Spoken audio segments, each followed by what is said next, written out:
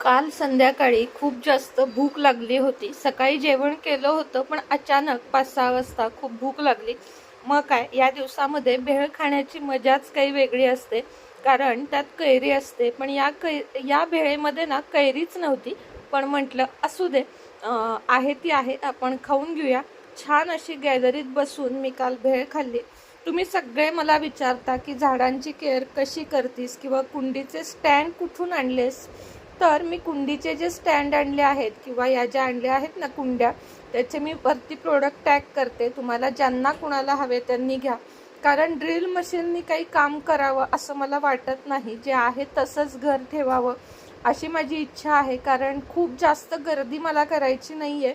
आणि म्हणून मी असे स्टँड मागवले आहेत आणि हँगिंगच्या कुंड्या तर तुम्हाला मी नक्की देईन. तुम्ही पण झाडांची आवड नसेल तर 1-2 झाडांपासून सुरुवात करा. तुळस, गुलाब आणि एखादं अजून झाड, शोचं झाड आणलं तरी चालेल, पण झाडांमुळे आपला थकवा दूर होतो. त्याच पद्धतीने तुमचा थोडा जरी मूड नसेल आणि तुम्ही झाडांपाशी बसलात तर झाडांना सुद्धा ना एक जीवन असतं असं म्हणतात, म्हणजे जिवंत असतात झाडं.